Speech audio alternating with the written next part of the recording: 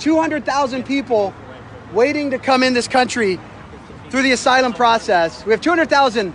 We have 200,000 cases. It's currently open cases. Anybody? Do you want to say why you're out here, sir? Are you with Democratic Socialists of America? Do you mind talking to me? You can. I mean, you don't have to. I know the left tries to silence your voice. I don't want it silenced. I want to have dialogue. I'm paid so well by Soros. Are you? Me too. Hashtag me too. That's amazing. That's amazing. Well, you're kind of fucking it up. You're supposed to be. No, I'm infiltrating. Soros pays me every month, and then I go and infiltrate. That's just don't tell him. Okay. Don't tell him. So what do you think? What do you think about people cutting in line? I wish we should just get rid of the line, let them all in. Everybody, anybody. So all 7 billion people in the world, or is there a limit? I love that you think that they all want to be here. Well, there's a reason why more people try to come here, and there's a reason why we accept more legal immigrants than any other nation in the world combined. Over 1 million a year. If you take all of the immigration in the world, we accept more every year. So yes, most immigrants want to come to America, if they can.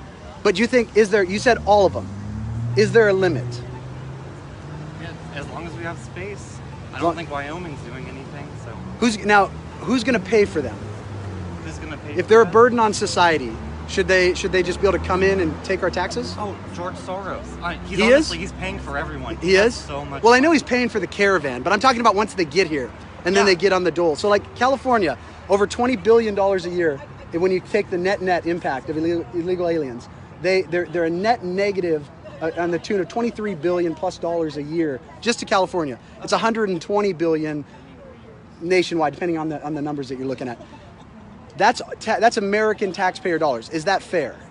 Yeah. That is fair. Yeah. So, and there's no limit. So you think we should be like $1 trillion? How much do you think Americans should have to pay? 8 trillion. 8 trillion. But that's it. That's it. Okay, so there is a limit.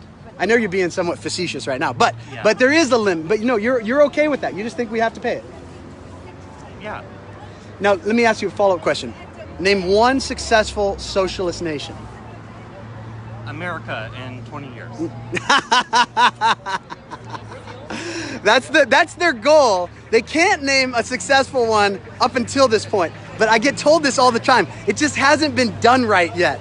And I'm Ben, by the way. I love having dialogue. So. Oh, I'm Jerry. Jerry? Nice to meet you. Good to meet you. So I get told this all the time, is that it just hasn't been done right. So Jerry or Jared? Jerry. Jerry? Jerry, yeah. Like Jerry. Like we don't support Ben and Jerry's anymore because they have resist ice cream. Jerry.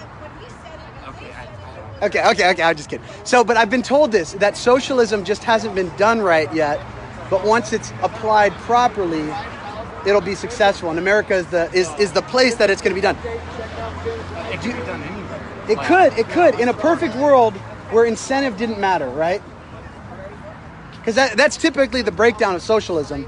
It's government controlled. It's to each according to their need, from each according to their ability, right? So we give. So you all put in, Jerry. You work really hard every day for people that don't work very hard every day, and at some point, some people, maybe not you, you're just like a totally philanthropic guy who just wants to keep giving. But a lot of people decide, you know what? I'm not going to work quite as hard, and so they stop working. Efficiencies go down, and ultimately, the countries implode, which is what we saw in Venezuela and every other socialist nation that we've seen attempt socialism in the past.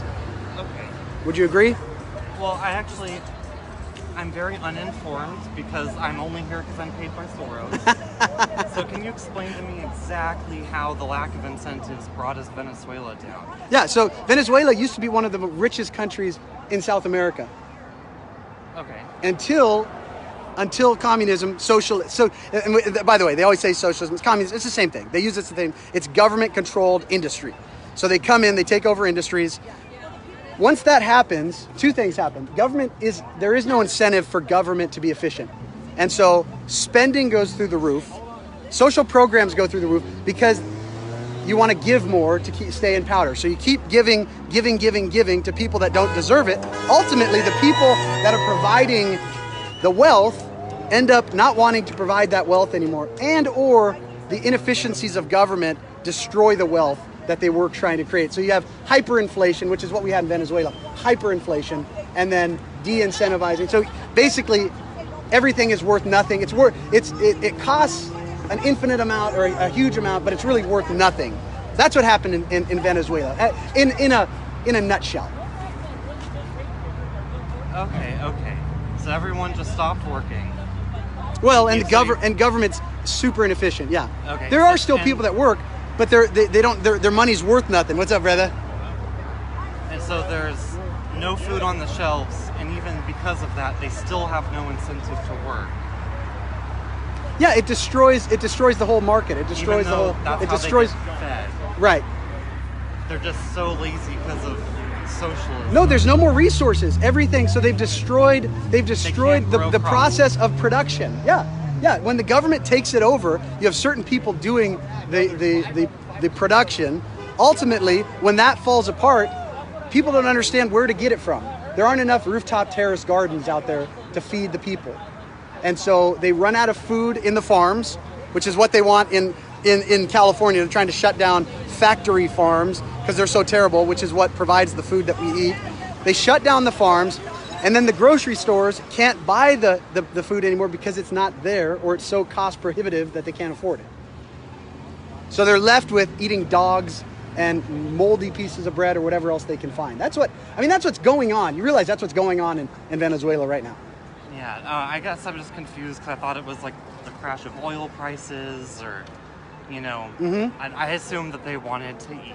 Yeah. Oh yeah, of course they do. Of course they do. The problem is when the government controls everything, it doesn't matter how much you want to, you lose that invisible hand, that control that really is. And their government isn't a democracy, so they don't have any control over it? Right, it's a facade democracy. It's socialist. It's socialist, right? So even, right. So how long was Hugo Chavez elected? You think those elections were fair? Now I know the Democrats don't want fair elections, which is why what we have in California, we have illegals voting and all that. But you're telling me that the elections in Venezuela are fair elections? I have no idea. Okay. Like I said, I'm paid to be here. Okay. Well, I appreciate it, Jerry. Okay. Appreciate it. God bless you, man. Meeting you.